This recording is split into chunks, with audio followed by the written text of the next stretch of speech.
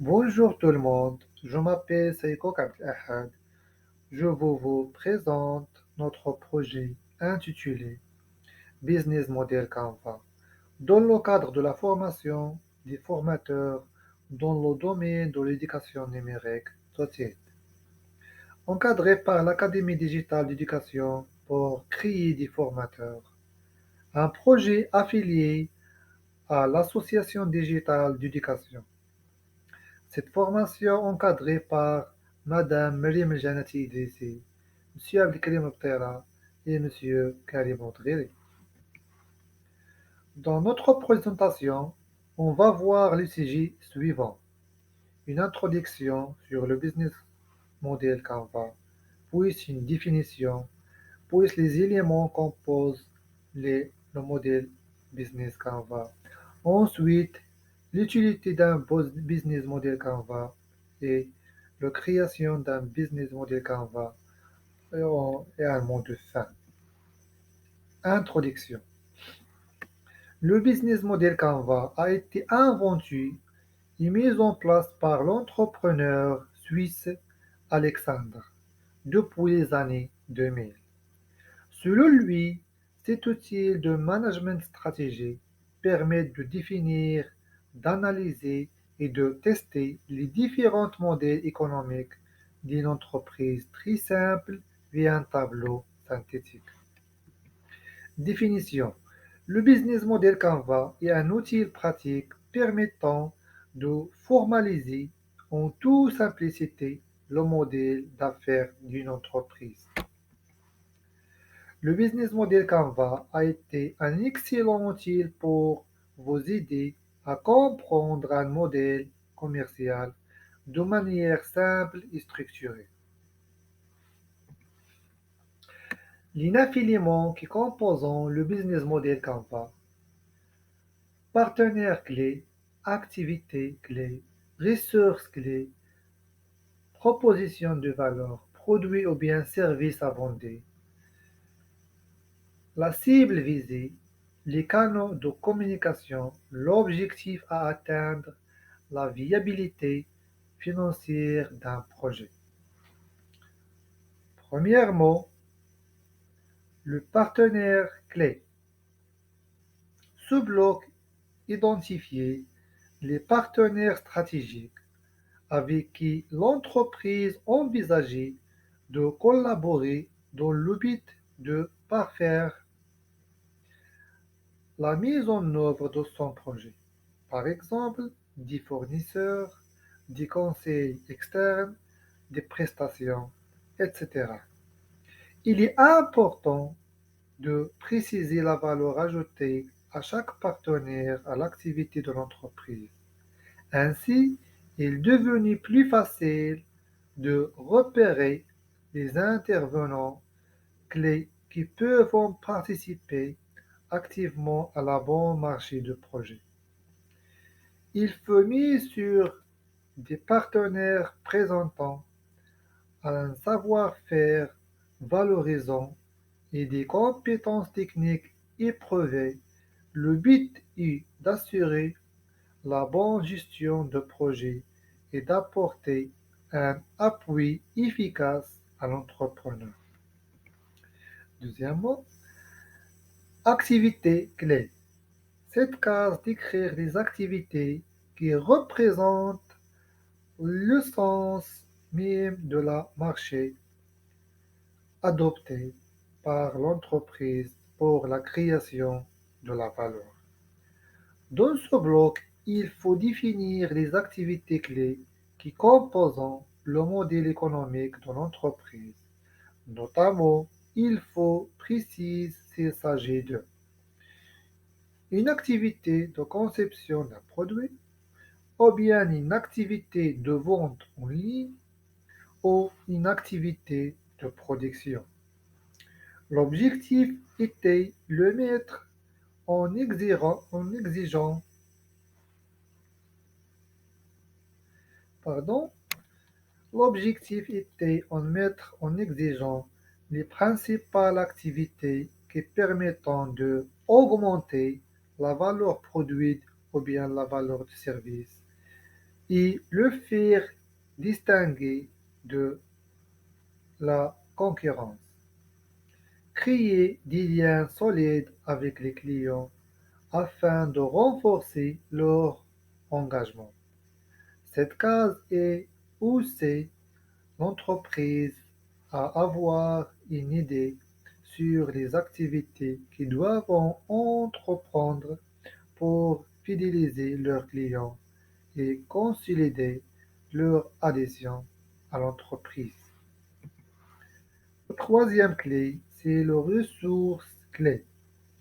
Il faut identifier dans cette case les principales ressources nécessaires au bon fonctionnement d'un projet, sans lesquelles l'activité de l'entreprise ne peut pas être exécutée. Cela concernant par exemple le local, les ressources financières, les ressources matérielles, le flux logistique, l'influence technologique ou bien l'infrastructure technologique, etc. Il faut indiquer que, pardon, il faut indiquer dans ce bloc les ressources requises pour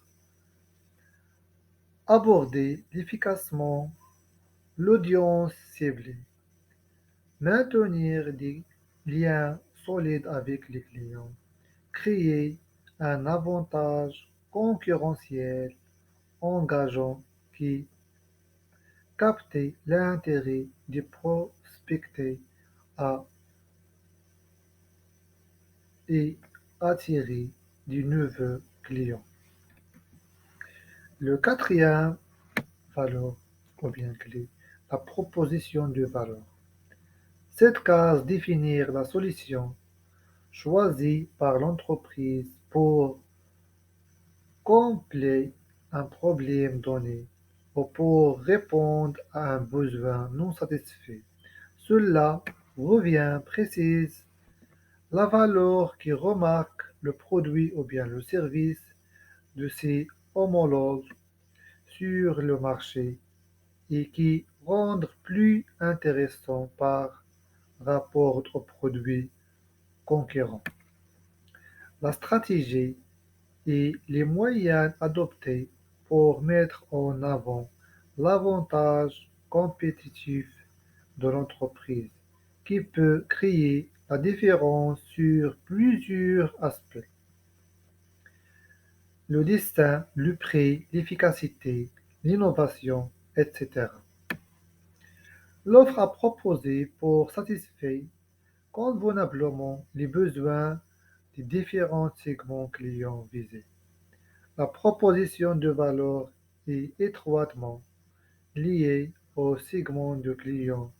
D'abord, il doit être parfaitement aligné sur leur profil. Relation client.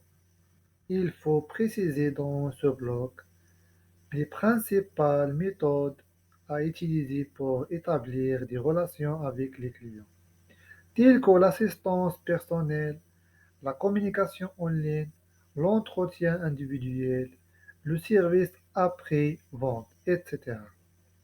Il faut concentrer sur les solutions les plus adaptées à chaque segment et qui assurent une meilleure expérience client. Cette rubrique met la focus sur la nature de la relation que l'entreprise prévoit d'entretien avec les clients ciblés. À travers sa proposition de valeur, notamment, il peut soigner à améliorer leur fidélisation, augmenter leur engagement afin d'accroître le trafic de site de l'entreprise et diminuer le taux de revente, acquérir de nouveaux clients, etc. Le segment client. Les clients constituant le moteur de développement de l'activité de l'entreprise. Inversement, ils peuvent constituer un facteur crucial de l'échec de son projet.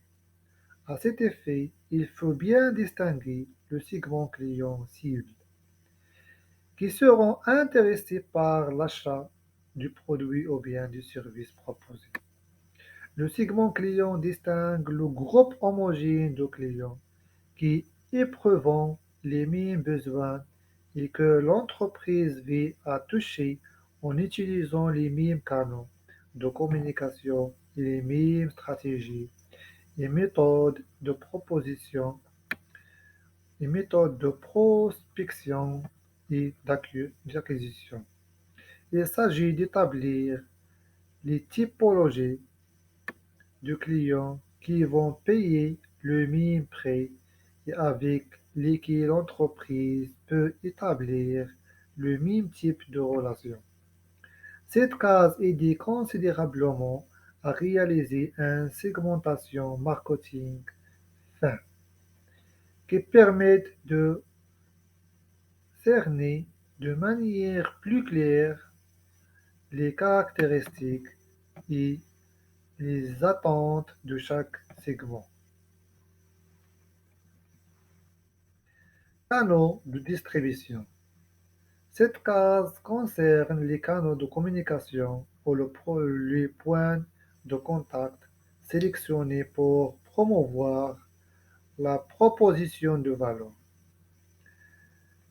interagir avec la client et lui délivrer le produit-service. Il s'agit ici de préciser comment l'entreprise a vendu son produit ou bien son service.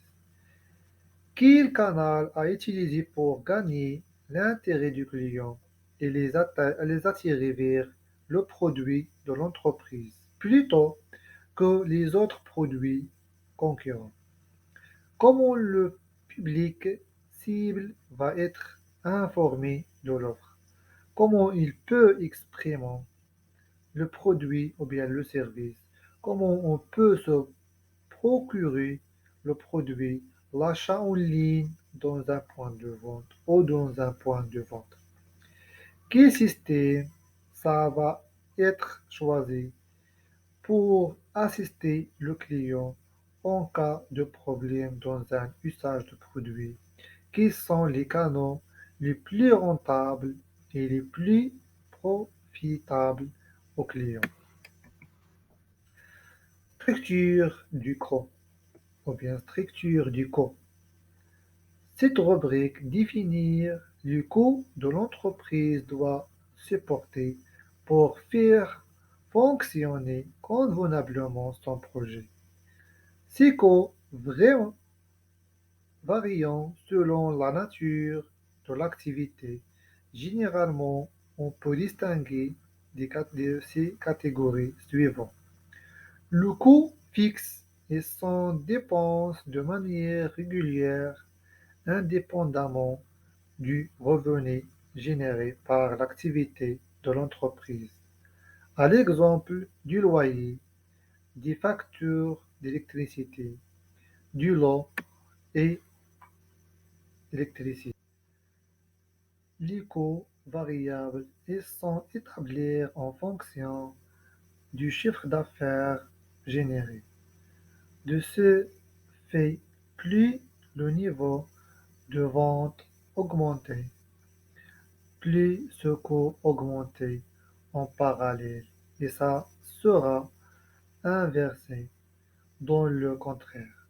Cela commence Cela concerne par exemple le coût de matières premières, le prix d'une sous-traitance d'un service à une prestation, etc. Le flux de revenus. Il s'agit ici de recevoir la typologie du flux de revenus. Il faut définir dans ce bloc comment l'entreprise compte générer des revenus avec son produit ou bien son service, de manière fixe sur l'abonnement, en forfait par location, etc. De manière variables par des échéances sur commande, etc., de manière ponctuelle à chaque achat, par exemple. Il faut indiquer aussi le modèle de paiement, par exemple privé, ou le prix appliqué, ou bien le prix à appliquer pour les différents segments clients, les sources de revenus supplémentaires, etc. Quel est l'utile d'un business model Canva? Le business model Canva permet aux lecteurs de votre business plan de comprendre vos business models. Il permet de comprendre, de contrôler de votre entreprise. C'est une sorte de conclusion ou d'introduction d'un business model plan. Cependant, on remarque qu'il n'aborde pas certains éléments comme l'étude de la concurrence ou les avantages concurrence dans l'entreprise. Également, la rédaction d'un business model Canva vous forcer à réfléchir à votre entreprise en réfléchissant aux différents éléments qui constituent le business model Canva. Vous pouvez identifier et agir sur des domaines qui peuvent être améliorés. Une meilleure compréhension de votre entreprise ne fait jamais de mal. Le business model Canva contient 7 parties qui sont essentielles pour organiser votre entreprise. Par exemple, réfléchissez à la proposition de valeur de votre entreprise. Vous permettre de réfléchir à votre ciblage marketing et d'identifier de nouveaux produits et services que vous pourrez apporter à votre marché cible. Création d'un business model Canva. Mettre votre entreprise sur la voie de la réussite et examiner les nombreux facteurs qui contribuent à sa croissance évaluée. Visuellement votre marché potentiel, vos activités et vos arguments. De votre grâce au modèle de l'entreprise Canva. Fonctionnalité de créateur business model Canva. Développez votre idée modèle économique de manière consciente et visuellement stratégique grâce à un business model Canva. Évaluez la visibilité à la compétitive de votre entreprise en identifiant vos clients, vos activités, vos coûts et vos sources de la revenu. C'est facile avec les modèles gratuits de créateurs de modèles entreprises en ligne Canva. Vous pouvez organiser des séances de brainstorming avec vos équipes et le personnaliser avec des éléments conception à mesure, du police et des outils intéressants. Modèle de fin. Le business model Canva est une modélisation synthétique, simple, du modèle économique de l'entreprise. Il s'agit d'un tableau composé de 9 cases qui décrivent les 4 grandes composants du plan d'affaires de l'entreprise, à savoir les clients, l'offre, les ressources et le modèle financier. Merci pour votre attention.